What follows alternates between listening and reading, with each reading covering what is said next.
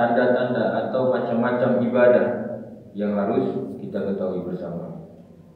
Apa tujuannya? Tujuannya adalah agar kita mengetahui tentang ibadah tersebut, model-model ibadah, macam-macam ibadah tersebut, agar kita jangan sampai salah dalam mempersembahkan ibadah tersebut.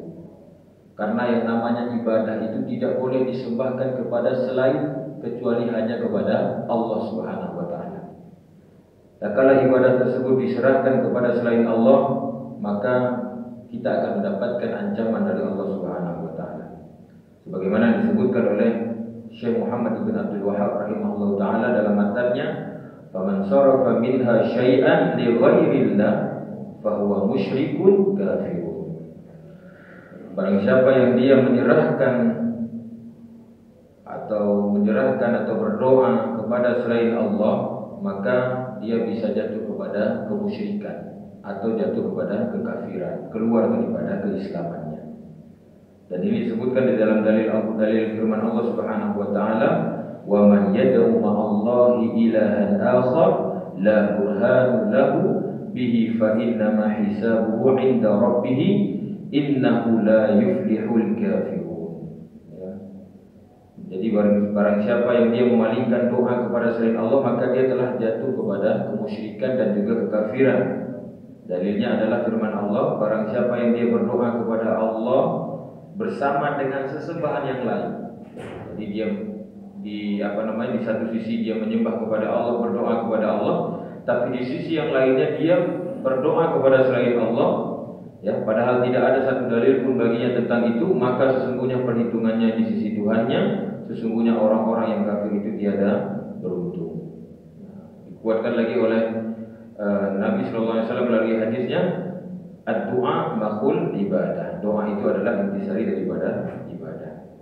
Nah, makanya di sini Syekh Muhammad bin Abdul Wahhab rahimahullah taala membagi atau menjelaskan kepada kita tentang model-model ibadah agar kita jangan sampai salah dalam menempatkan ibadah tersebut, kecuali ibadah tersebut kita persembahkan kepada Allah Subhanahu wa taala. Maka kita ulang sedikit di poin yang pertama. Adapun ibadah yang dijelaskan oleh Syekh Muhammad bin Abdul Wahhab rahimahullah taala adalah tentang doa. Ya, di awal tadi sudah kita singgung bahwasanya doa itu adalah ibadah dan tidak boleh kita sembahkan kecuali hanya disumbahkan kepada Allah Subhanahu wa taala. Apa ada orang yang menyembahkan doanya kepada selain Allah? Ada. Ya, dia meminta kepada orang yang sudah meninggal, yaitu melalui kuburan. Maka ini salah. Kita diperintahkan berdoa hanya kepada Allah Subhanahu wa taala. Kenapa kau harus berdoa kepada Allah Subhanahu wa taala? Karena Allah yang dapat mengabulkan doa-doa kita. Sedangkan orang yang sudah mati dia tidak bisa mendengar, apalagi mengabulkan daripada doa-doa kita. Mendengar saja dia tidak bisa, apalagi dia mengabulkan doa-doa kita. Makanya kita diperintahkan untuk berdoa hanya kepada Allah. Dan tidak boleh berdoa kepada makhluk.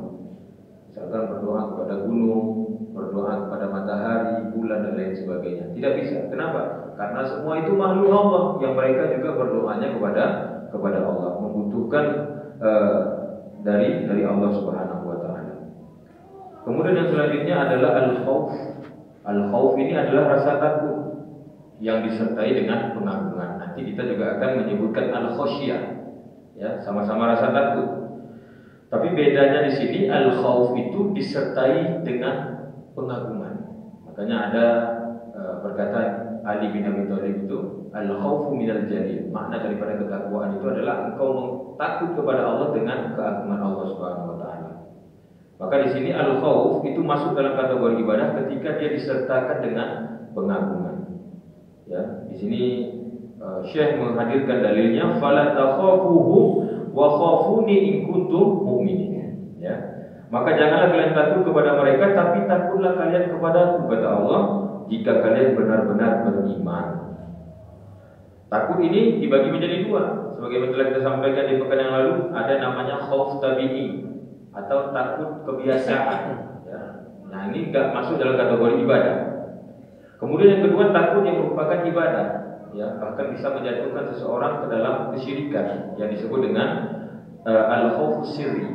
Takut yang dalam keadaan takut gaib, ya, artinya dia tidak mengetahui tentang itu, tapi dia takut dengan hal hal tersebut. Adapun rasa takut yang merupakan tabiat itu, misalkan takut terhadap hewan buas, takut terhadap ketinggian, ya, takut melihat benda-benda seperti senjata tajam, ya, dan lain sebagainya. Maka ini namanya takut tabi'i, al-khauf tabi'i, dan ini tidak membuat dia melanggar kepada syariat. Contohnya seperti Nabi Musa alaihissalam ketika ditantang oleh Fir'aun, ya, ketika Fir'aun mengatakan Musa ini adalah orang yang berilmu sihir, karena kenapa? Setiap daripada pengikut Fir'aun itu ditarik oleh Musa alaihissalam. Maka Fir'aun marah. Dia katakan, oh, Musa ini kamu pakai ilmu sihir ini. Lalu ditantang oleh Fir'aun, mari kita adu sihir, kekuatan sihir. Maka tentukanlah harinya. Mau'iduna yaumuz zina. Maka ditentukanlah hari untuk pertemuan itu adalah di hari zina, yaitu di hari orang-orang Afrika itu berkumpul untuk apa? Menyembah Fir'aun dan juga memohon kepada Fir'aun. Ya, ditentukan hari itu supaya disaksikan kekuasaan Allah. Maka ketika dihadirkan pada saat itu, dikumpulkan oleh Fir'aun itu sebanyak 80 dari para penyihir yang mereka memegang utasan tali. Ya. Nah, nantinya utasan tali ini dilemparkan secara bersamaan dan berubah menjadi bulan. Dan ini adalah sebagai khayalan saja. Ya, padahal dia tetap tali, tapi para penyihir itu mencoba yukhayyal, ya, yaitu mengkhayalkan dari mata-mata orang yang melihat itu seakan-akan tali itu bergerak menyerupai ular. Maka seketika itu dilemparkan tali itu secara bersamaan, Musa takut. Fa'aujasa fi nafsihi khifatan Musa. Maka Musa ketika melihat kejadian itu secara bersamaan dilempar tali kemudian bergerak, Musa sempat takut sejenak. Ya, fa'aujasa fi nafsihi khifatan Musa. Musa sempat takut sejenak karena melihat itu. Namun Allah Subhanahu wa taala menguatkan Nabi Musa alaihissalam. Ya. Qulna la takhaf innaka antal a'la. Wahai Musa, jangan kau takut, sesungguhnya engkau lah pemenang. Jadi takut yang seperti ini adalah takut tabii, ya, takut takut kebiasaan. Jadi tidak sampai membuat seseorang itu jatuh ke dalam kesyirikan atau dalam kekufuran. Akan tetapi yang namanya takut tabii ini juga jangan sampai berlebihan. Ya, misalkan kita menghindar agar jangan sampai dipuji oleh orang, tapi jangan sampai juga melanggar syariat. Misalkan seseorang pergi ke masjid, tapi ketika melihat ada orang yang sering menyindir dia, takut dibilang alim, akhirnya dia nggak jadi ke masjid, nggak jadi dia beribadah kepada Allah. Ini salah, tidak boleh. Ya, bahkan ini bisa jatuh kepada kemaksiatan karena meninggalkan kewajiban disebabkan karena orang lain. Begitu juga dengan seorang wanita, ketika dia ingin memakai jilbab, tiba-tiba takut dikatakan sebagai orang yang alim, ya. Takut dia dikatakan sebagai orang muslimah, akhirnya dia buka jilbabnya. Nah, ini salah juga, ya. Ini takut tidak pada tempatnya. Kemudian juga seseorang ingin hadir ke majelis ilmu, kemudian takut dia dihina, takut dia diejek-ejek, atau dihalang-halangi, maka akhirnya dia tidak jadi lagi ke majelis ilmu. Ini juga takut dalam hal yang diharamkan, tidak boleh, ya, bisa jatuh kepada kemaksiatan. Adapun takut yang kedua yaitu merupakan ibadah. Ya, takut yang merupakan ibadah ini takut yang disertakan dengan pengagungan. Misalkan ketika di zaman Nabi Hud itu, ketika Nabi Hud mendakwahkan kaum Ad, maka kaum Ad ini berusaha untuk apa? Menakut-nakuti daripada pengikut daripada Nabi Hud alaihissalam. Ya, bagaimana cara mereka mengatakan? Karena kaum Ad ini merasa kebiasaan dia itu diganggu oleh Nabi Hud alaihissalam, maka mereka mencoba untuk menakut-nakutkan. Ya, mereka katakan, kalau kalian mengganggu berhala kami, maka berhala kami nanti akan mendatangkan kemudaratan bagi kalian, akan mengganggu kalian. Nah, sekiranya Nabi Hud itu percaya dengan apa yang mereka katakan, maka Nabi Hud bisa jatuh kepada kemusyrikan. Namun Nabi Hud alaihissalam tetap terus melanjutkan dakwahnya, tidak takut dengan ancaman daripada orang-orang musyrik tersebut. Nah, ini namanya takut sirri, ya. Takut dengan apa yang tidak terlihat, ya. Hanya digambarkan saja. Kalau kalian mendakwahkan terus, kalian ganggu berhala kami, maka kalian akan dihancurkan oleh berhala kami, akan didatangkan musibah oleh berhala kami. Akhirnya takut, ya. Kalau orang sempat takut dengan hal tersebut, maka dia bisa jatuh kepada kesyirikan. Ini takut yang salah. Tapi kalau mereka tidak takut dengan hal tersebut, ya, mereka hanya menempatkan rasa takutnya hanya kepada Allah Subhanahu wa taala, maka mereka tidak jatuh kepada kesyirikan. Begitu juga dengan orang-orang, misalkan dia memberikan sesajen, ya, ada semacam gambaran kalau misalkan kalian nggak berikan sesajen kepada lahu ini, nanti lahu ini marah. Akhirnya mereka berkumpul semua untuk memberikan sesajen. Maka ini namanya takut ibadah yang tidak pada tempatnya. Akhirnya apa? Bisa menjatuhkan seseorang tersebut kepada kekafiran. Padahal jelas di sini dikatakan kalau kalian takut maka takutlah kepada Allah Subhanahu wa taala. Jangan pernah takut kepada makhluk Allah Subhanahu wa taala. Kenapa? Karena makhluk Allah Subhanahu wa taala itu adalah di dalam pengendalian Allah Subhanahu wa taala. Maka sekiranya kita mendapatkan ancaman atau gangguan daripada makhluk Allah, maka adukan saja kepada yang menciptakan makhluk tersebut, yaitu Allah Subhanahu wa taala. Maka Allah Subhanahu wa taala akan menjaga kita dari kejahatan makhluk. Bukankah di dalam zikir pagi petang itu ada kalimat bismillahilladzi la yadurru ma'asmihi syai'un fil ardi wala fis sama'i wa huwas samiul alim.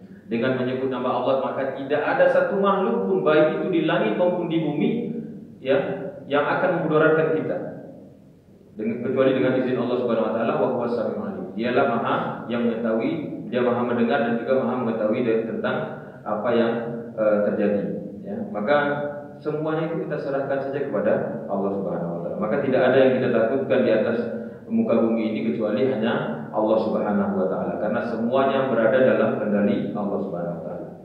Kemudian yang kedua, bentuk ibadah adalah raja. Raja itu artinya berharap. Ya, dalilnya jelas. Faman kana yarju liqa'a rabbih falyamal 'amalan shalihan wa la yusyrik bi ibadati rabbih ahada. Ya, maka barang siapa yang dia mengharapkan pertemuan dengan Tuhannya yaitu Allah Subhanahu wa taala, maka hendaklah dia mengerjakan amalan soleh, mengerjakan kebajikan dan tidak melakukan persekutuan, ya, tidak melakukan kesyirikan kepada Allah Subhanahu wa taala dalam hal ibadahnya kepada Allah Subhanahu wa taala. Jadi di sini menggunakan kata-kata yarju. Yarju ini artinya penuh dengan pengharapan, yaitu agar dia dipertemukan oleh Allah Subhanahu wa taala, agar nanti di surga nanti dia bisa melihat wajah Allah Subhanahu wa taala, yaitu wajah sang penciptanya. Maka yang namanya berharap itu kita diperintahkan, ya. Sebagaimana telah kita sampaikan di pekan yang lalu, tidak ada, misalkan ada orang mengatakan kalau ibadah kepadamu karena mengharapkan agar dimasukkan surga, maka tutup pintu surga itu. Kalau ibadah kepadamu, sujud kepadamu karena takut dengan neraka, maka bakarlah aku dengan apinya. Nah, ini namanya orang sombong itu, ya. Artinya dia mengatakan seakan-akan dia ibadahnya ikhlas. Ya Allah, saya sujud kepadamu ikhlas, kalau enggak ada berharap apa-apa. Nah, ini salah. Padahal kita diperintahkan oleh Allah Subhanahu wa taala untuk berharap kepada Dia, ya. Artinya apa? Kita ini butuh, kita ini memiliki apa? Kebutuhan, memiliki hajat. Maka semua kebutuhan kita, hajat kita itu kita harapkan kepada Allah Subhanahu wa taala. Maka Allah Subhanahu wa taala akan memberikan kepada kita bantuannya, ya, akan menjawab dari apa yang kita harapkan. Kalau kita harapkan kepada manusia, maka manusia tidak bisa menjawab harapan kita. Kenapa? Karena manusia juga berharapnya kepada Allah Subhanahu wa taala. Maka kita berharapnya kepada Allah Subhanahu wa taala. Dan jangan pernah kita merasa tidak nanti takutnya kalau kita berharap Allah marah. Enggak. Allah tidak akan pernah marah terhadap hamba-Nya yang berharap kepada Dia. Apa saja yang kita harapkan Allah akan kabulkan, ya. Karena memang berharap itu termasuk dalam kategori ibadah. Nanti juga akan kita sebutkan namanya raghbah. Raghbah itu juga berharap. Tapi berharap yang bagaimana nanti akan kita sebutkan. Kemudian masuk ke ketiga. Nah, kemarin sampai ketiga, ya, tawakal. Tawakal itu merupakan ibadah. Di sini disebutkan dalilnya oleh Syekh Muhammad bin Abdul Wahab, wa 'alallahi fatawakkalu in kuntum mu'minin. Wa may yatawakkal 'ala Allahi fa huwa hasbuh. Ya. Dan hanya kepada Allah lah kalian bertawakal jika kalian beriman. Dan barang siapa yang dia bertawakal, maka Allah akan cukupkan baginya. Ya, apa saja keperluan dia, kebutuhan dia, maka akan dicukupkan oleh Allah Subhanahu wa taala. Dan ini pekerjaan daripada Nabi kita Muhammad SAW. Nabi kita saja, ya, yaitu utusan Allah Subhanahu wa taala yang menjadi pedoman hidup kita, beliau saja selalu bertawakal kepada Allah Subhanahu wa taala. Bayangkan ketika beliau ingin melanjutkan atau bepergian, maka beliau bertawakal kepada Allah dengan menyebut Bismillahirrahmanirrahim, ala Allah, la haula wa la quwwata illa billahil aliyyil azim. Dengan menyebut nama Allah, aku bertawakal kepada Allah, ya. Tidak ada daya dan upaya kecuali dengan izin Allah Subhanahu wa taala. Nah, kemudian beliau pun setelah itu apa? Bertawakal juga kepada Allah Subhanahu wa taala di setiap beliau melakukan aktivitas. Misalkan apa? Beliau makan, ya. Maka ketika beliau setelah makan, maka beliau berdoa kepada Allah Subhanahu wa taala. Ini bentuk apa?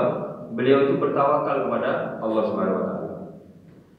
Alhamdulillahilladzi at'amani hadza wa razaqanihi min ghairi haulin minni wa la quwwah. Segala puji bagi Allah yang telah memberiku makanan dan memberiku rezeki ini dengan tidak ada daya dan kekuatan dariku. Artinya dia melemahkan dirinya, dia serahkan semuanya kepada Allah Subhanahu wa taala. Dengan demikian Allah jadikan makanan yang dia makan itu berkah. Ya. Bukan hanya menjadi lemak di dalam tubuh dia, tapi apa? Menjadi energi bagi tubuh dia, menguatkan punggung dia untuk beribadah kepada Allah Subhanahu wa taala. Ya. Maka ketika seseorang dia makan, kemudian setelah makan dia berdoa kepada Allah Subhanahu wa taala, maka Allah Subhanahu wa taala akan ampuni segala dosa-dosa dia. Nah, ini apa namanya? Keutamaan yang selanjutnya, ya. Selain dia dijadikan keberkahan dari makanannya itu, kemudian Allah Subhanahu wa taala mengampuni dosa-dosa dia melalui doa setelah makan. Kemudian juga bentuk daripada tawakal Nabi SAW ketika beliau hendak tidur, ya, sebelum tidur, Nabi SAW itu bertawakal juga kepada Allah Subhanahu wa taala dengan berdoa kepada Allah.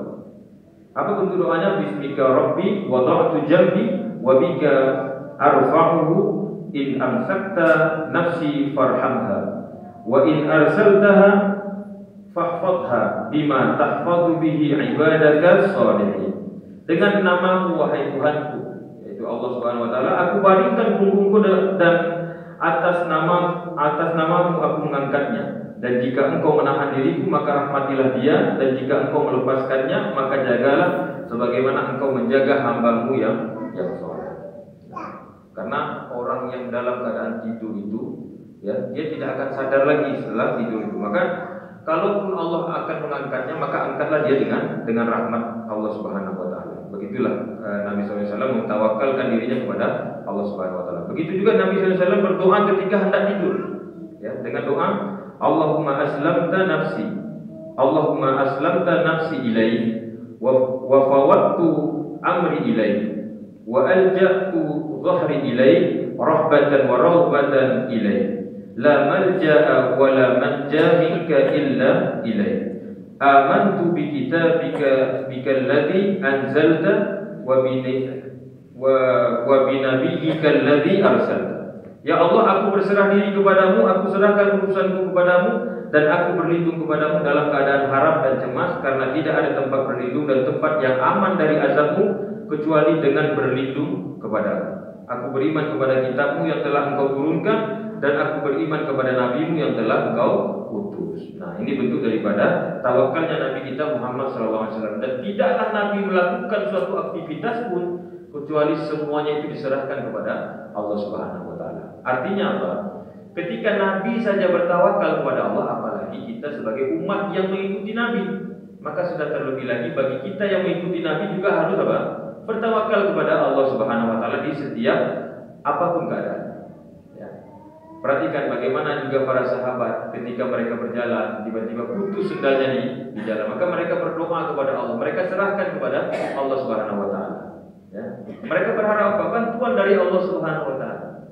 Nah, begitu juga dengan kehidupan kita. Misalkan dalam kehidupan kita ini banyak masalah atau rezeki kita kurang lancar, maka bertawakal kepada Allah Subhanahu wa taala. Tapi ingat, sebagaimana telah disampaikan, tawakal tersebut harus diiringi dengan usaha. Enggak bisa kita hanya berpangku tangan saja.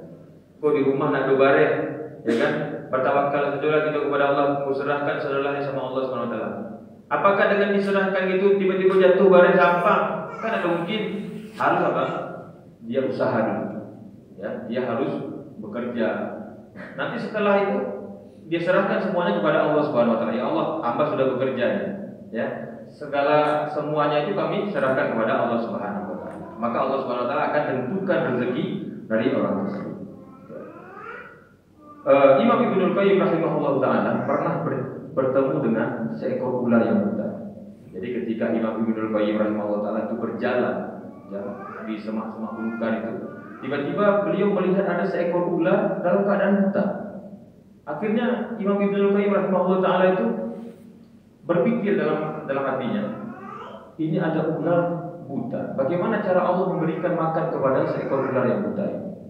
Akhirnya apa dilakukan? Diikutinya kemana ular itu pergi. Akhirnya ular itu berjalan, ya. Karena dia nggak nampak, dia kemana jalan saja. Akhirnya jumpa dengan pohon, dia naik ke atas pohon. Ketika di atas pohon jumpa dia dengan dahan, dia pergi ke dahan itu. Rupanya di atas dahan itu ada seekor burung yang sedang membersihkan sayapnya. Ya, burung kalau sudah bersihkan sayapnya dia nggak tahu dengan apa yang ada di sekeliling dia. Dan ular itu juga nggak tahu kalau di depan itu ada mangsanya. Akhirnya apa yang terjadi? Ketika ular tersebut sudah dekat dengan burung yang sedang membersihkan sayapnya itu, tercium dia ada mangsanya, lalu dia tinggal buka mulut langsung dimakan. Begitulah cara Allah Subhanahu Wa Taala memberikan rezeki kepada hamba. Maka dari itu yang dibutuhkan dalam hidup ini hanya gerak saja. Ya, kita bergerak, selanjutnya yang memberikan kita rezeki itu adalah Allah Subhanahu Wa Taala. Kalau sekiranya ular tersebut dia buta, lalu dia cuma duduk saja mengharap makanan, maka tidak apa? Makanan tersebut tidak akan sampai kepada dia. Maka dengan dia bergerak, ya, dia serahkan semuanya itu kepada Rabb yang telah menciptakan dia, maka Allah sediakan makanan bagi dia. Dia tinggal jalan, jumpa mangsa dia buka mulutnya. Maka dikatakan oleh Imam Ibnu Qayyim, subhanallah, ya, luar biasa. Inilah bagaimana Allah Subhanahu Wa Taala memberikan bagi makhluknya itu ya Pak, berbentuk rezeki tadi, ya, yaitu seekor burung. Dan juga masih banyak kisah-kisah lainnya yang disampaikan di dalam riwayat-riwayat itu menceritakan tentang apa? Ketika seseorang bertawakal kepada Allah diiringi dengan usaha, maka Allah Subhanahu Wa Taala akan kabulkan dari usaha mereka. Kemudian yang keempat, bentuk daripada ibadah yang selanjutnya adalah rahbah dan juga khusyuk. Nah, ini dalilnya adalah ar-rahbah wal khusyuk itu qauluhu ta'ala, innahum kanu yusari'una fil khairat wa yad'unana raghaban wa rahaban wa kanu lana khashi'in. Ya. Adapun dalil tentang rahbah dan juga khusyuk adalah firman Allah, sesungguhnya mereka adalah orang-orang yang selalu bersegera dalam mengerjakan perbuatan-perbuatan yang baik, dan mereka berdoa kepada kami dengan harap dan cemas, dan mereka adalah orang-orang yang khusyuk kepada kami. Ini dalam Quran surah Al-Anbiya ayat 90. Jadi rahbah itu merupakan buah daripada roja. Nah, kalau roja tadi itu kan berharap, sedangkan rahbah ini itu buah daripada roja tadi. Wa farqu bainar rahbah war roja annar roja tama'un, ya, wa rahbatun talabun. Fa hiya samaratur roja fa innahu idza roja syai'a talabah. Ya. Jadi perbedaan antara rahbah dan juga roja itu adalah, kalau roja itu adalah tomaun, artinya tamak, sangat berharap. Jadi kalau roja tadi itu hanya kalau roja itu lebih kepada mengharapkan. Ya, kalau rahbah itu adalah buahnya saja, yaitu sebagai tolabun, untuk mencari saja. Nah, sedangkan roja itu tamak, makanya kita disuruh untuk suruh berharap kepada Allah Subhanahu Wa Taala. Apa saja yang kita harapkan silakan sampaikan kepada Allah Subhanahu Wa Taala. Nah, makanya nggak boleh ada perkataan jika sujud kepadamu karena berharap surga ya Allah, maka tutup pintu surga itu. Ini namanya orang sombong. Jika sujud kepadamu karena takut dengan api neraka, maka bakar aku dengan apinya. Ini juga termasuk seakan-akan dia menentang Allah Subhanahu Wa Taala. Padahal kita diperintahkan untuk roja, untuk berharap. Dan ini sifatnya adalah tamak. Ya, tahu kan orang tamak itu apa saja diambil. Tapi kita tidak boleh tamak dalam hal dunia. Tapi tamak dalam hal akhirat silakan, nggak jadi masalah. Ya, misalkan kita beribadah, habis sholat, baca Quran, habis baca Quran mau sedekah, kita tamak dalam hal apa? Mencari pahala Allah Subhanahu Wa Taala. Ya, mencari pahala dari Allah Subhanahu Wa Taala itu nggak apa-apa. Ya, nggak boleh itu tamak dalam hal dunia. Ya, sudah dapat ini ambil lagi, sudah dapatnya ambil lagi. Itu tamak dalam hal dunia itu tidak boleh. Sama seperti itsar. Itsar itu artinya mendahulukan. Ya, itsar dalam hal dunia boleh, tapi itsar dalam hal akhirat nggak boleh. Misalkan apa? Ada sebuah hadis yang menceritakan tentang 3 orang yang dalam keadaan berperang, yaitu membela agama Allah Subhanahu Wa Taala. Tiba-tiba mereka itu terluka parah. Ya, ada yang kena sabetan pedang, kemudian ada yang kena tusukan tombak dan juga anak panah. Akhirnya mereka terbaring dalam keadaan kritis. Mereka ini membutuhkan air, ya, untuk apa? Untuk menguatkan diri mereka. Akhirnya didatangkanlah air 1 gelas. Sebagai bentuk isar mereka terhadap dunia, ketika mereka lihat ada kawannya yang lebih membutuhkan, maka dia katakan apa? Serahkan saja air kepada dia. Kemudian air tersebut diserahkan kepada orang kedua. Orang kedua juga begitu, melihat orang ketiga, serahkan aja air itu kepada dia. Akhirnya diserahkan kepada orang ketiga. Orang ketiga melihat lagi orang pertama, akhirnya berputar-putar air itu di situ. Ya, berputar-putar air di situ. Akhirnya mereka ketiganya meninggal dan tidak ada meminum air tersebut. Nah, ini namanya isar. Isar itu artinya apa? Mendahulukan orang dalam hal dunia. Dalam hal dunia nggak apa-apa, kita serahkan kepada orang lain. Misalkan lagi antri BBM, ya kan, naik Honda antri BBM, tiba-tiba kita lihat ada orang tua di belakang. Ya, daripada kena asap motor kita terus, akhirnya kita bilang, bapak aja ke depan Pak. Nah, itu namanya isar. Dan itu ada pahalanya. Ya, isar dalam hal dunia itu ada pahalanya. Atau dengan contoh-contoh lainnya. Nah, yang nggak boleh itu isar dalam hal akhirat. Misalkan apa? Ini lagi antri ambil wudhu nih. Tiba-tiba kita bilang, Pak silakan wudhu duluan. Nah, itu nggak boleh. Kenapa? Berwudhu ini adalah pahala. Kita diperintahkan dalam hal pahala itu, kalau bisa undi, ya berundi, ya bersaing kita. Nah, begitu juga dengan saf depan. Keutamaan saf depan ini kan sangat luar biasa. Misalkan kita di belakang ada kita berada di saf belakang, tiba-tiba di saf depan ini ada 01. Maka kita nggak boleh bilang, Pak silakan maju ke depan, Pak. Nggak boleh. Kalau bisa kita yang langsung maju ke depan. Nah, dalam hal akhirat, dalam hal mencari pahala, kita tidak boleh melakukan ikhtar ini. Tidak boleh kita mendahulukan orang lain. Kenapa? Karena balasannya surga nanti. Kan nggak mungkin kita misalkan nanti di surga itu, misalkan kuotanya cuma satu lagi, kita berdua. Apa rela kita bilang sama teman kita, silakan kamu masuk saja. Saya nggak masuk surga. Apa rela kita seperti itu? Kan nggak mungkin. Nah, kalau bisa kita bersaing supaya apa? Bisa masuk ke dalam surga. Makanya dalam hal ibadah, dalam hal syariat, dalam hal ibadah, dalam hal akhirat, kita tidak boleh ikhtar. Ya, misalkan dalam hal apa? Mau azan, kalau bisa berlomba, ya. Saya yang duluan azan, tapi harus disertai dengan ilmu, ya. Harus disertakan dengan ilmu. Ini misalkan suaranya nggak sampai atau lagi serak, tapi karena berharap pahala kita azan dia. Akhirnya apa? Dimarahin sama BKK. Kenapa? Azannya bukan mengundang orang, malah apa? Orang marah sama dia karena suaranya tadi. Begitu juga dengan imam. Dia mau jadi imam, tapi dia harus disertakan dengan ilmu juga. Nanti jangan disampaikan, oh ini isar dalam hal akhirat dibolehkan. Akhirnya apa? Berebut dia jadi imam. Ya, jadi dua imamnya. Kenapa berebut dia? Padahal ilmunya nggak ada. Nah, itu juga harus disertakan dengan ilmu. Begitu juga dengan isar di saf ke depan. Kalau kita lihat sudah nggak cukup lagi, udah di belakang aja. Jangan nanti karena dibilang ada keutamaan di saf depan, akhirnya bergasa-gasa. Ya, akhirnya sholat udah sampai kayak gini. Nah, itu juga tidak boleh. Makanya kalau kita mau di saf ke depan, maka datang ke lebih awal. Artinya apa? Dalam hal isar itu dalam dalam hal dunia diperbolehkan, tapi dalam hal akhirat tidak boleh. Nah, kalau ini rojak, yaitu berharap. Berharap itu disertai dengan apa? Sifat tamak. Tamak dalam hal apa? Berharap kepada Allah. Apa saja dia diharapkan kepada Allah Subhanahu wa taala. Sedangkan raghbah itu tolabun, yaitu apa? Mencari. Nah, makanya raghbah ini merupakan buah daripada raja. Karena jika seseorang mengharap sesuatu, maka ia akan mencarinya.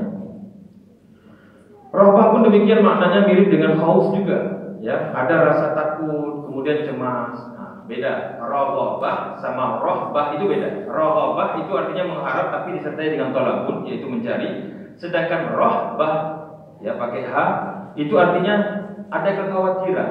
Dia sama seperti khauf. Kalau khauf itu takut, tapi kalau rahbah itu lebih kepada apa? Cemas, khawatir. Jangan-jangan ibadah saya ini gak diterima oleh Allah Subhanahu wa taala. Nah, itu harus ada dalam diri kita. Yaitu ibadah itu.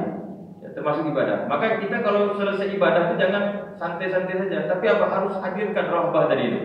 Kira-kira ibadah saya ini diterima enggak ya sama Allah Subhanahu wa taala? Nah, maka tentunya kalau kita hadirkan rahbah, maka juga dihadirkan kekhusyukan. Karena syarat terimanya suatu amal ibadah itu harus khusyuk, ya. Harus tumakninah, harus khusyuk, dan harus tenang. Nah, ini menunjukkan apa? Bahwasanya 4 ibadah itu sekaligus, yaitu doa, rahbah dan juga khusyuk.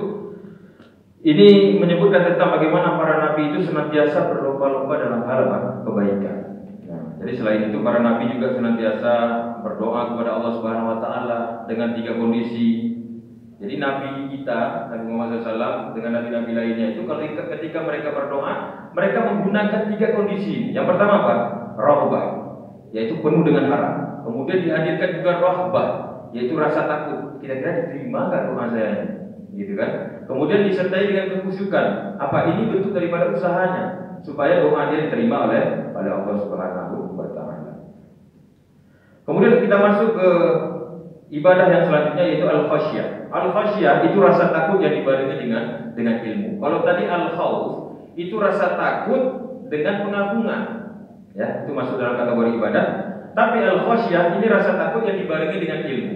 Nah, ini biasanya para ulama, ya, karena disebutkan di sini fala takhshawhum wakhshawni, ya. Maka jangan takut kepada mereka, tapi takutlah kalian kepada Allah. Innama yakhsyallaha min ibadihil ulama. Sesungguhnya yang orang yang paling takut kepada Allah itu adalah para ulama, orang-orang yang berilmu. Kenapa mereka para ulama itu takut kepada Allah? Karena mereka yang kenal terhadap Allah Subhanahu wa taala melalui ilmu-ilmunya. Mereka tahu Allah Maha melihat, Allah Maha mengetahui.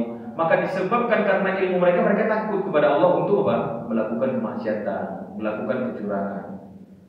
Kalau ini orang menggalih, maka ini takutnya untuk melakukan apa? Kecurangan dalam menggalihnya itu apa? Berjualannya itu. Nanti kalau saya melakukan kecurangan, memang orang tidak tahu, tapi Allah Subhanahu wa taala Maha mengetahui. Begitu juga kalau ini mau hendak melakukan kemaksiatan, maka dia tahu Allah Maha melihat. Ya, memang tidak ada CCTV di sini, tapi Allah Maha melihat. Nah, seperti itu. Maka disebabkan karena ilmunya, maka dia takut. Maka takut yang demikian itu adalah takut ibadah dan harus disertakan hanya kepada Allah Subhanahu wa taala. Kemudian yang keenam adalah al-inabah. Inabah ini adalah kembali kepada Allah. Jadi dalilnya adalah wa anibu ila rabbukum wa aslimu lahu. Dan kembalilah kepada Allah, dan kembalilah kalian kepada Rabb kalian, dan berserah dirilah kepadanya. Ini dalam Quran surah Az-Zumar ayat 54. Nah, inabah ini hampir mirip juga dengan tawakal. Ya, kalau tawakal tadi juga berserah diri kepada Allah, inabah ini juga menyerahkan segala apa yang kita hadapi itu kepada Allah Subhanahu wa taala. Kemudian yang ketujuh, isti'anah. Al-isti'anah itu artinya meminta pertolongan hanya kepada Allah Subhanahu wa taala. Nah, ini dalilnya adalah iyyaka na'budu wa iyyaka nasta'in. Ini dalam Quran surah Al-Fatihah, ya. Kemudian wa idza ista'anta fasta'in billah. Ini hadis dari Nabi sallallahu alaihi wasallam, ya. Hanya kepada Engkau kami menyembah dan hanya kepada Engkaulah kami mohon pertolongan. Itu selalu kita baca di dalam salat kita, ya. Dan setiap kita melaksanakan salat wajib itu kita baca iyyaka na'budu wa iyyaka nasta'in. Kepada Engkaulah kami menyembah, kepadamu-lah kami mohon pertolongan. Artinya jangan sampai perkataan kita itu berbeda dengan perbuatan kita. Ketika kita sholat mengatakan hanya Engkau yang kami sembah, hanya Engkaulah ya Allah kami mohon pertolongan, jangan sampai ketika selesai sholat kita menyembah kepada selain Allah atau meminta pertolongan kepada selain Allah. Ketika Allah berikan kita ujian yang bentuk berupa musibah, maka tiba-tiba kita memintanya kepada selain Allah. Ya. Apakah ada yang demikian? Ada orang muslim ketika dicoba dengan musibah dia mintanya kepada selain Allah, meminta bantuan kepada selain Allah. Padahal kita diperintahkan isti'anah itu meminta pertolongan itu hanya kepada Allah, karena Allah yang bisa menolong kita melalui kekuasaannya. Ada orang yang meminta pertolongan kepada selain Allah, maka ini hukumnya adalah dosa. Contohnya apa? Ketika pandemi kemarin, ya. Ketika pandemi kemarin itu, maka ada di daerah mana itu? Kalau nggak salah di daerah Jawa sana itu ada yang membuat orang-orangan sawah di depan rumah. Ya. Padahal kalau kita ketahui fungsi daripada orang-orangan sawah ini apa? Untuk mengusir burung yang memakan padi. Tapi apa? Dia gunakan logika dia untuk membuat orang-orangan sawah di depan rumah untuk tujuannya apa? Mengusir virus. Kan ini nggak masuk akal. Artinya apa? Dia meminta tolong kepada benda mati. Ya, dia menganggap adanya kekuatan dari benda mati ini untuk mengusir virus tersebut. Padahal apa? Virus itu adalah makhluk Allah. Yang mengendalikan itu Allah. Maka kalau kita ingin meminta agar virus itu dijauhkan, maka mintalah kepada Allah, minta pertolongan kepada Allah agar Allah menjauhkan virus-virus tersebut. Nah, ketika kita lakukan yang hal demikian, yaitu meletakkan orang-orangan sawah tadi di depan itu yang dari jerami itu, maka ini bisa masuk dalam kategori apa? Kesyirikan. Kenapa? Menganggap adanya kekuatan selain daripada kekuatan Allah Subhanahu wa taala. Sama halnya seperti orang-orang jahiliyah dahulu. Mereka meletakkan asnam mereka, yaitu patung-patung Tuhan mereka itu di depan rumah-rumah mereka agar mereka terhindar dari mara bahaya, terhindar dari bencana. Kemudian mereka berdoa kepada asnam-asnam mereka itu, kepada patung-patung mereka. Dan ini salah. Ya, ini adalah perbuatan kesyirikan yang bisa menjauhkan mereka dari surga Allah Subhanahu wa taala. Maka isti'anah tidaklah diperuntukkan kepada orang lain kecuali hanya kepada Allah Subhanahu wa taala. Maka mintalah pertolongan kepada Allah Subhanahu wa taala karena Allah lah yang akan menolong kita semua. Ya. Kemudian yang kedelapan, al-isti'adzah. Al-isti'adzah ini artinya meminta perlindungan kepada Allah Subhanahu wa taala. Nah, ini juga ya. Dalilnya adalah qul a'udzu birabbil falaq, qul a'udzu birabbin nas. Banyak ya dalil-dalil yang mengatakan agar kita memohon perlindungan kepada Allah Subhanahu wa taala. Nah, kalau tadi al-isti'anah adalah meminta pertolongan, tapi kalau al-isti'adzah ini lebih kepada apa? Meminta perlindungan. Makanya kalau kita ingin baca Al-Qur'an itu, fa idza qara'tal Qur'an fasta'iz billahi minasyaitonir rajim. Maka kalau kalian ingin baca Quran, maka berta'awuzlah, yaitu apa? Meminta perlindungan kepada Allah dari godaan syaitan. Karena yang namanya syaitan itu selalu menggoda kita. Sampai kapan? Sampai jasad kita berpisah dengan roh kita, sampai mati kita. Baru dia selesai dari menggoda kita. Maka kita harus beristi'adzah kepada Allah Subhanahu wa taala. Di sini disebutkan dalam firman Allah, wa annahu kana rijalun minal insi ya'uduna bi rijalin minal jinni fazaduhum rahaqa. Dan bahwasanya ada beberapa orang laki-laki di antara manusia meminta perlindungan kepada beberapa laki-laki di antara jin. Maka jin-jin itu semakin sombong. Nah, ini dalam Quran surah Al-Jin ayat 6. Jadi sebagian orang Arab dahulu itu ketika mereka singgah di sebuah pegunungan atau di sebuah lembah, maka mereka sangat takut diganggu oleh penghuni-penghuni tersebut. Ya, karena mereka menganggapnya ada penghuni daripada lembah-lembah tersebut. Akhirnya mereka mengatakan apa? Ya'udzu bi sayyidi hadzal wadi min sufaha'i qaumi. Kami berlindung kepada pemimpin-pemimpin yang ada di wadi ini, yang ada di lembah ini, dari gangguan jin-jin yang bodoh. Dia minta berlindung dari gangguan jin, tapi dia minta perlindungan kepada raja jin. Maka ini adalah perlindungan yang salah. Tentunya apa? Ketika dia minta perlindungan kepada raja jin ini semakin sombong dia. Ya, akhirnya apa? Dia semakin menambah kekufuran kepada orang tersebut. Nah, padahal gangguan tersebut yang buat adalah jin. Maka jangan minta pertolongan kepada jin, tapi mintalah pertolongan kepada Allah Subhanahu wa taala. Ya, kan sering kita melihat ada tiba-tiba rumah angker, kita melewati, ada rasa takut kita. Nah, itu sebenarnya pekerjaan daripada jin korin.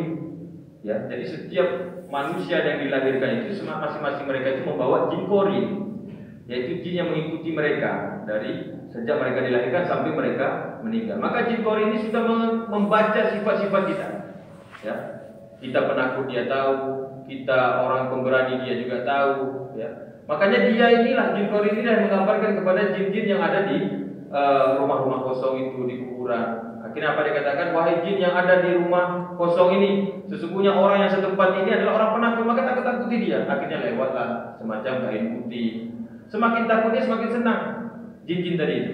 Nah, begitu juga kalau dia lewat kuburan, maka jin korin yang ada dalam tubuh kita itu menggambarkan kepada jin-jin yang ada di kuburan tersebut. Wahai jin yang ada di kuburan, sesungguhnya orang yang setempat ini adalah orang penakut, takut-takutilah dia. Akhirnya lewatlah takut dia lari. Semakin dia takut semakin senang. Maka dari itu, bagaimana supaya dia tidak menakuti kita? Kita harus menjadi orang yang takut kepada Allah Subhanahu wa taala. Karena semakin takut kita kepada Allah, maka semakin takut syaitan atau jin dalam menggoda kita. Nah, ini dimuat dalam kitab Wiqayatul Insan minal Jinni Wasyaitan yang ditulis oleh Syekh Muhammad Abdus Salam Bali, ya, ulama pakar ruqyah dari Mesir. Maka di sini disebutkan bahwasanya kalau kita ingin berlindung, maka berlindunglah kepada Allah Subhanahu wa taala. Kemudian kalau kita lanjutkan yang ke-9 yaitu al-istighatsah. Al-istighosah itu juga termasuk ibadah. Maka tidak boleh istighosah kita kepada makhluk, harus istighosahnya kepada Allah Subhanahu wa taala. Apa ada orang istighosah kepada makhluk? Ada. Karena istighosah ini adalah kita meminta ketika dalam keadaan genting, ketika dalam keadaan susah dan itu sangat genting sekali, maka kita harusnya meminta kepada Allah. Tapi ada sebagian orang meminta kepada makhluk.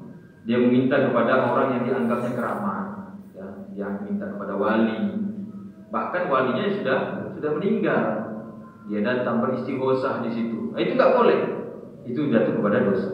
Padahal di sini jelas. Istastaghithuna rabbakum fastajaba lakum, ya. Ingatlah ketika kamu mohon pertolongan kepada Tuhanmu lalu diperkenankannya bagimu. Maka di saat genting itu adalah salah satu daripada doa mustajab. Ya, salah satu doa mustajab itu adalah doa di saat genting. Nah, di saat susah itu maka berdoa kepada Allah Subhanahu wa taala. Bukankah Allah Subhanahu wa taala mengatakan ud'uni astajib lakum. Berdoalah kepadaku maka akan kukabulkan. Nah, maka istighosah itu adalah meminta atau berharap kepada Allah Subhanahu wa taala, meminta pertolongan kepada Allah ketika dalam keadaan genting. Maka jangan pernah meminta kepada makhluk, karena makhluk saja juga memintanya kepada Allah Subhanahu wa taala. Kemudian yang ke-10 azabah. Azabah artinya menyembelih. Penyembelihan itu juga merupakan ibadah, ya. Memang dia dikerjakan di dunia, tapi itu adalah bentuk daripada ibadah. Maka tidak boleh kita menyembelih kecuali sembelihan kita itu niatnya adalah kepada Allah Subhanahu wa taala. Nah, dalilnya adalah Qul innani hadani rabbi ila siratim mustaqim, ya, dinan qiyaman malatan Ibrahim, ya, millata Ibrahim hanifan wa ma kana minal musyrikin. Qul inna salati wa nusuki wa mahyaya wa mamati lillahi rabbil alamin la syarika lahu wa bidzalika umirtu wa ana awwalul muslimin. Ya, adapun dari hadisnya adalah la'anallahu man dzabaha li ghairillah.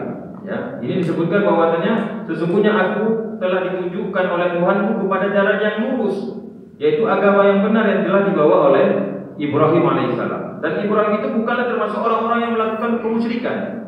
Ya, maka katakanlah inna sholati wa nusuki wa mahyaya wa mamati lillahi rabbil alamin. Sesungguhnya salatku, sembelihanku, hidupku dan matiku hanyalah untuk Allah Subhanahu wa taala, bukan untuk selainnya. Ya, yaitu Tuhan semesta alam. Tidak ada sekutu baginya dan demikian itulah yang diperintahkan kepadaku dan aku adalah orang yang awalul muslimin, yaitu orang yang menyerahkan diri kepada Allah Subhanahu wa taala.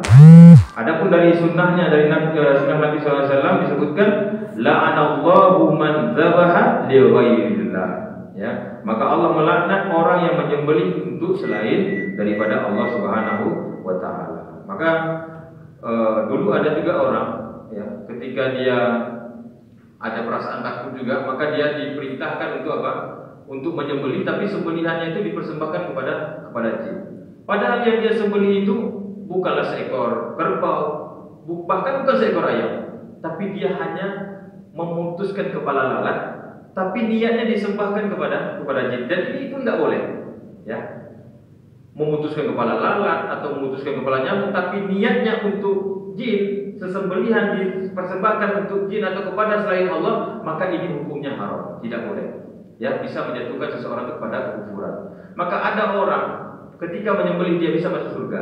Ada orang ketika dia menyembelih bisa masuk ke dalam neraka. Siapa yang masuk surga? Orang yang menyembelihnya karena Allah Subhanahu wa taala atau dipersembahkan kepada Allah. Ada orang yang menyembelih yang masuk ke dalam neraka adalah orang yang menyembelih tidak diperuntukkan kepada Allah Subhanahu wa taala. Dan yang terakhir, ya karena sudah habis waktunya, yaitu nazar. Nazar itu adalah bentuk ibadah juga, yaitu di mana dalilnya adalah yufuna bin nadri wa yakhafuna yawman kana syarruhu mustatira. Ya, mereka menunaikan nazar dan takut akan suatu hari yang azab merata di mana-mana. Maka tidaklah nazar itu kita peruntukkan kecuali hanya kepada Allah Subhanahu wa taala. Sekiranya saya nanti lulus, maka saya akan begini. Maka nazar yang baik-baik saja. Ya, jangan sampai nazarnya itu salah. Kalau misalkan saya lulus, maka saya akan mandikan dia dengan kencing jin. Dari mana dia mendapatkan air kencing jin, kan nggak ada. Nah, maka nazar yang bagus-bagus. Ya, jangan sampai dia bernazar yang bisa mengundang dia kepada kejahilan, bahkan sampai kepada kemusyrikan. Ya, kalau misalkan saya bisa melakukan ini, maka saya akan lakukan yang ini. Padahal yang itu belum tentu dia bisa lakukan. Nah, jadi hendaklah dia nazar tapi diniatkan karena Allah Subhanahu Wa Taala. Maka itulah macam-macam daripada ibadah yang dijelaskan oleh Syekh Muhammad Ibn Abdul Wahab kepada kita bersama, agar kita bisa mempersembahkan ibadah tersebut hanya kepada Allah Subhanahu Wa Taala, bukan kepada selain Allah Subhanahu Wa Taala. Maka demikian selesai daripada pembahasan kita dalam usulul awal, yaitu tentang ma'rifatullah. Ya, ketika kita mengenal Allah, maka Allah ringankan lisan kita untuk menjawab bahwasanya Tuhanku adalah Allah ketika ditanyakan di alam barzakh. Maka sangat mustahil jika orang tidak mengenal Allah, tiba-tiba dia bisa mengucapkan bahwa Tuhannya adalah Allah. Ya, sangat mustahil sekali. Dan insya Allah di pertemuan selanjutnya kita akan masuk ke usul tsani, yaitu tentang ma'rifatuddin, yaitu mengenal tentang agama Allah Subhanahu Wa Taala. Demikian, semoga ini dapat bermanfaat. Aku qouli hadza wa astaghfirullah wa lakum. Subhanallah wa bihamdihi, subhanakallahumma wa bihamdika, asyhadu an la ilaha illa anta, astaghfiruka wa atubu ilaik. Assalamualaikum warahmatullahi wabarakatuh. Dakwah semampumu.